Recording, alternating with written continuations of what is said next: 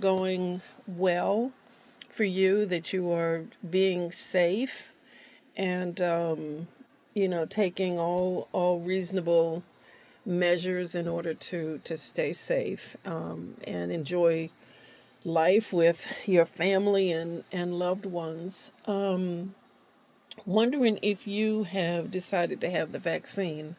Um, I am generally not a big proponent of vaccines. I'm very cautious about it. Let me say it that way. But I did decide to get the vaccine. I've had the first dose. Not going to share with you which one because I'm not, advertising them. The best one is the one that's available to you. But I decided to go ahead and do it because I want to travel again, and I'm afraid that there's some countries that won't permit you in, or this country may not permit you to come back in if you haven't had it. So I decided to go ahead. Had the first dose. Um, my arm was sore for, I don't know, half a day or so, but really no other, complications. I'm taking the second dose this coming week, and I'll let you know how that goes. But by all means, do your own research. And that means going a bit beyond Google, and beyond, what your friends and family are saying. But look at the experts. Look at the scientists and the doctors who are working in this area and have knowledge of what they're talking about. Have real knowledge. And these days that's kind of hard because everybody's an instant expert. But you know, be that as it may. So, come on in. Come on in. I'm pouring coffee today because I got a kind of strong word for you today, and you may need something a little bit stronger than tea today. So I've got some Kona coffee from the beans from Hawaii, and they're pretty good. Um, I like it. I'll probably have another cup when we finish. But come on in. I'm pouring, and I have fluffed up the pillows. I'm very anxious to chat with you today. And what I want to talk to you for just a little bit is about shame. I've been dealing with that subject and that emotion for some time. The Lord has really laid on my heart to talk about it and share with you my perspective about it and why it is such a um, harmful emotion. Because when you feel ashamed about something, you feel far less likely to want to talk about it. You keep it hidden. You end up sometimes doing things that are counterproductive, like getting involved in drugs or alcohol in order to ease the pain, because there's a pain associated with shame. So let me just start off by telling you a really easy way to distinguish the difference between shame and guilt, because I think sometimes those two things get a little bit confused. Um, Guilt says, I did something bad. I did something bad. Shame says, I am bad. And therein lies the difference. With guilt, you can kind of talk about it, but it's not deeply personal. It's not in your heart. It's not where you live. Shame says, oh my God, if people find this out about me, oh my God, what will people think? The consequences you think are just devastating. And that's why shame is such a dangerous emotion. It's contagious, it's hidden. We want to keep it hidden. We don't want anybody to know just how bad we are. So, to keep this on a personal level, um, which I think is important, if I'm going to talk about it, I may as well be, 1,000% transparent with you. Um, the first time I felt shame was when my parents divorced.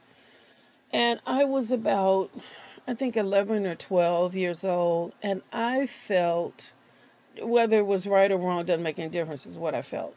I felt I was bad. If I had been a better child, then they wouldn't have divorced. Um, was that appropriate? No, no, clearly not. I didn't have anything to do with their marriage, per se. But, you feel very self conscious, and I felt that there was something about me that had led to this, you know, um, it, you know, breaking up of the family. So when you are ashamed, you feel like your whole self is flawed, that there is something innately and inherently wrong with you, so, um, but did I talk about it with anybody? No, because you don't want anybody to know just how bad you feel and how deep that pain is. So guilt is about bad behavior. Shame doesn't make that distinction between the action and self. You just, it's all about you. It's a very self-conscious emotion. So, when you feel shame, you feel weighted down. You don't want to leave the house. You don't want people to know. You feel like people will know. They'll be able to look at you and know, what happened. So, um, I, this past weekend, DMX passed away. And for those of you who may not know him, a very prolific writer, very, very talented brother, but was very, very public about all the demons that he had, and he had quite a few. And anytime I heard him speak, I was always struck, and just prayed that there was somebody who could really reach him to touch the depth of those demons. Well, I happened to see a recording today by his sister, who was talking about her relationship with her brother, and apparently it wasn't the best, but she did have some positive things to share. And one of the things that she shared was that when he was DMX, when he was very, very young, his mother took him to a children's home and said that they were just going to visit, but she left him there. And, I can only imagine the stories that a child would make up about that kind of situation. You start making up, well, I must be bad. I must not be a good boy if my mother left me. And she talked about, and she apparently also was in the same kind of situation. Um, and she talked about when you're not able to defend yourself, when you're put in these situations where people are taking advantage of you. And she apparently went through the same thing. So, I just, my heart goes out to that entire family for what they're going through. And I hope it's a cautionary tale for all of us that we can do better by our children. We can do better. This is the future of our country, that we're raising, and we make children so disposable. We don't, from the sex trafficking to, the sexualization of our children at very young, very, very young ages. We got to stop. We really, really, really have to do better for our children. If there's to be any hope for this country at all, and I'm starting to have my doubts because uh, you know we seem to have moved past shame. There seems to be no shame about anything in this country. That people can sing songs about the most intimate things, and I don't even mean sex. I mean, you know, crazy stuff. And, it's like, okay, because it's got a good beat. Anyway. All right. So, shame. I'm off my soapbox now. But seriously, about DMX, prayers do go out to that entire family, because it was a lot to overcome. It was a lot. So, what do we do with shame? When we find ourselves in that kind of situation, what happens? Well, from a mental perspective, you revisit, a lot of times it's shaped by our memories of the occasion. And, as we just shared with you about DMX, um, those memories are like on a loop, in your brain. And when you have those memories, you experience the occasion over and over and over again, and until um, until you make, let me get, I don't want to get like overly technical here, but you can create new neural pathways in your brain, but your brain seeks out the familiar. Like when you buy a yellow car and you start driving around, all you see are yellow cars because your brain has that neural pathway and is always seeking to make associations with what you already know. And so that's why um, you marry the same person over and over again, because that's familiar. Why do you always seem to attract, this type of person in your life? Because that's familiar.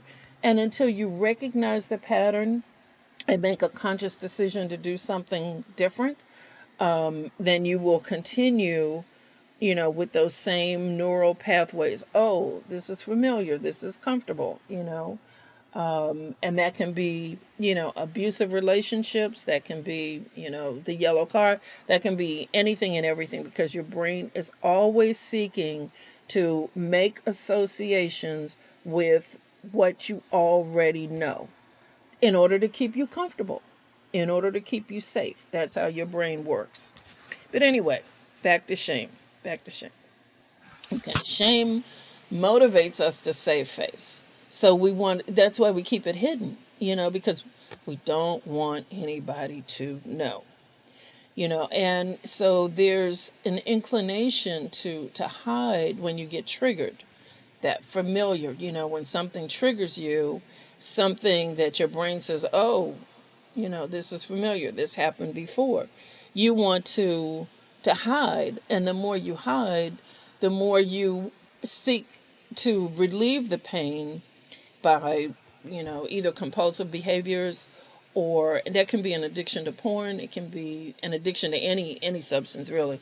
Um, it can be self-criticism. It can be anything compulsive, which brings about more shame. So, it's clear you have to do something different in order to deal with shame. Well, what can you do? Glad you asked. Glad you asked. There are a couple of things, and I want to talk very briefly about 4 different things that you can do when you realize that shame has been running your life and you want to create something different. That this is no longer working for you. That you're tired of the same, go nowhere relationships. You're tired of, the things that you've been experiencing. And sometimes it means taking a step back from people in your life who create, who shame you. You'll never be anything. You always make the same mistakes. If you're hearing that kind of thing from people, then maybe it means you need to create a new boundary in your life where you make the decision to pick yourself up, and that's not who you are. But you got to get to a point where you can create positive self-talk for yourself. So what can you do? Number one, untangle your feelings. If you feel you're bad, you see yourself as not being able to change or do better. And so untangle what you do or what you did in the past from who you are.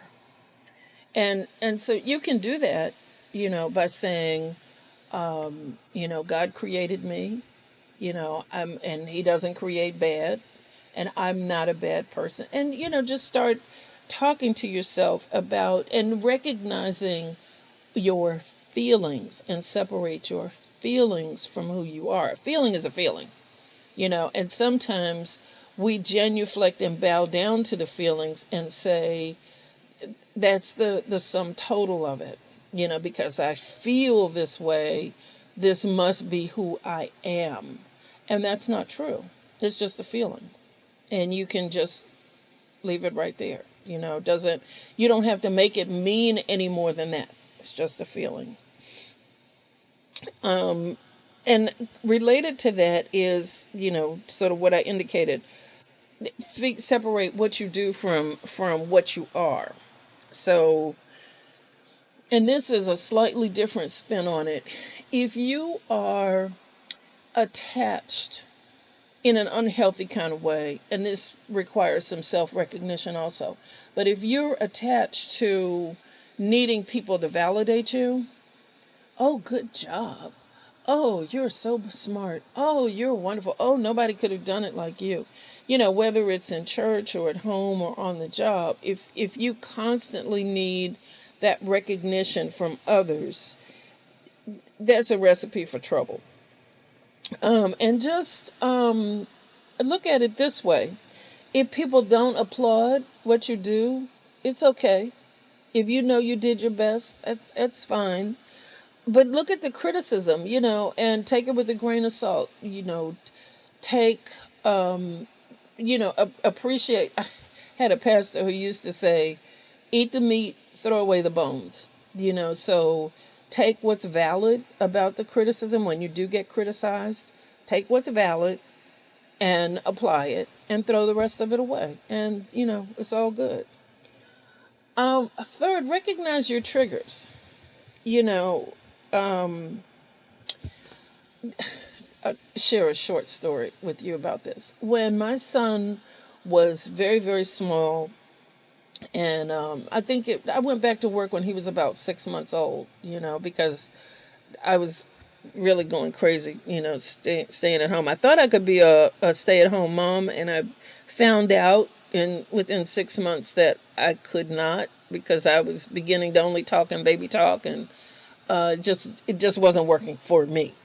But anyway, I went back to work, and I had a very good babysitter, and my mother called me every single morning. As soon as I got to work, the phone would be ringing, and she'd say, "How you doing? How's the baby?" And okay, and she'd say, "Did you put an undershirt on him this morning?" And if I said yes, "Oh my God, you're going to kill him. It's too hot. The baby's going to die. You don't know what you're doing." And for the rest of the day, I'd feel bad, And also, the flip side of that was if I said no, "Oh my God, it's too cold. You don't know what you're doing. You don't know how to raise that baby. You may as well just give him to me because you don't know what the heck you're doing. The baby's going to die because you don't know how to dress him. You don't know how to raise him right." And I would be triggered, and I would be upset the rest of the day because I'm thinking I'm a bad mother. I don't know what I'm doing. I should just let my mother, raise it. I mean, I seriously considered that for a while because my mother had it in my head, or I allowed it, that I was a bad mom because I, had put on or not put on an undershirt. So I finally recognized it, after several weeks of this every single day. And I said, "You know what? Don't call me and ask me that anymore. Don't ask me. I'm his mother. I know what I'm doing. Just don't do this. We're not going to have this conversation anymore." And my mother actually kind of laughed, and she dropped it. So, but anyway, I'm sharing that to say, recognize your triggers. I was being triggered by that question and by my mother's response, and thinking, I'm shamed because apparently I don't know how I should be dressing my child. Please. Oh, please. Oh, please. So, recognize your triggers is number 3. Number 4, reach out. Don't, the more you sit and stew in shame, the worse it gets. And this is easier said than done, because I know when I went through a very, very, very shameful and public, episode in my life, I didn't know how to form the words. I didn't know how to reach out for help. But part of it is just getting out of your head long enough. And if you don't have friends or family that you feel you can reach out to, it's really, really, really important to find a therapist, or a doctor or someone else that you can, in our community, and I'm talking about African American community, mental health has not always been looked upon kindly as something that we should be strong and we should just power through and, blah, blah, blah. But that's also caused a lot of dysfunction within this community as well, So my advice, and please, please, please take it, is when you're sitting in shame, and that can be shame because you had an abortion 20 years ago, or it can be shame that, you lost your job and you haven't been able to recover, and you're looking at being homeless in a couple of weeks or a month. It can be shame that, you're not able to feed your family, or your prestige has suffered, because of the pandemic, and you've either lost your job or you've, been cut back. Your hours have been cut back. Whatever it is, don't sit and stew in it in silence and let it grow and take root. Please seek out some help. When you connect with someone that does so many things for you, one of the things that you find, the more you start talking about it, you'll find that, number one, you're not alone, and it also can create a sense of compassion in you, where you can reach out to others who are having the same or very similar experience. And rather than masking the pain with drugs or alcohol, you can get help for yourself, but also you recognize the same situation in other people, and your empathy for what others are going through grows. And when you're connected, you can be there for other people. When you are sitting in shame, you are so self-involved, you can't see, the literal forest for the trees. So I want to recommend a book. Brene Brown has written a book that I've read, and it was very, very helpful to me. It's called Daring Greatly. And she talks about shame and vulnerability and all of that in a really comprehensive kind of way. And so if this is an area that you are struggling with, I highly recommend that book.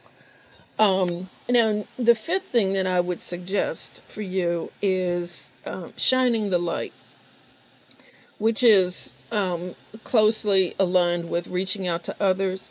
But what you find is the more you talk about it, the less power shame has over you.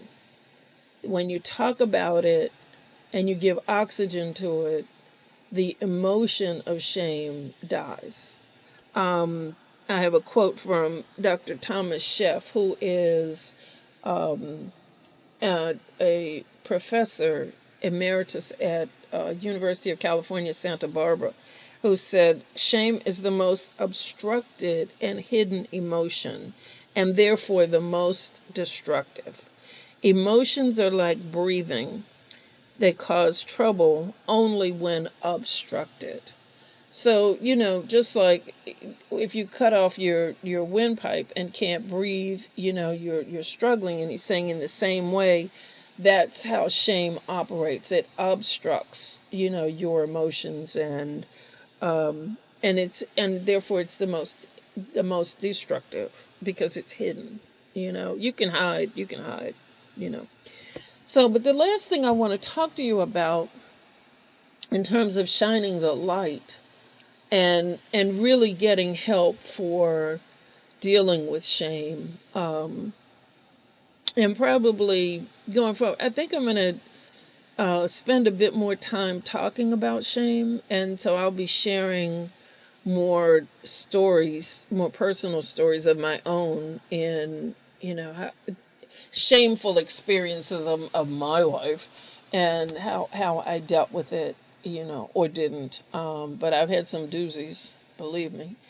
But this is we're just a week or so past Easter, and as I was thinking about this subject, I was thinking about how we skip over, kind of Good Friday because we want to hurry up and get to Easter, Resurrection Sunday, new clothes, spring is here. We're, anxious to get out, look at the cherry blossoms, and, look at the renewal of the earth and all that. But I would suggest we linger for a moment at the shame of the cross, because you don't get to Easter Sunday without going to the cross. And the cross is where, at that hill at Calvary, is where Jesus took on all of the burden and all of the shame for you and me. And there was no one who ever deserved it less, because he didn't do any of the things that he had been accused of. But he took all of that burden so that you and I could be free, so that you and I could go past the veil in the temple and have direct access to God himself. So if you want to know the depth of God's love, it's not at Easter Sunday. Yes, the resurrected Christ is important, but the shame of the cross is where you find you, where you lay your burdens down, where you can talk to him about the shame that you're feeling, the shame that you're going through, the things that you thought would be different, the disappointments, the shame, the criticism, all the things, the health issues, all the things that you're trying to hide from everybody. You can lay it at the foot of the cross. You can look beyond your everyday blessings and go past, because there's so much more, and there's so much more love that he has for you. We think, woo, woo, woo, I had a $10,000 month. Well, that's lovely. But there's so much more that God has available to you when you get out of your head, get past your shame, and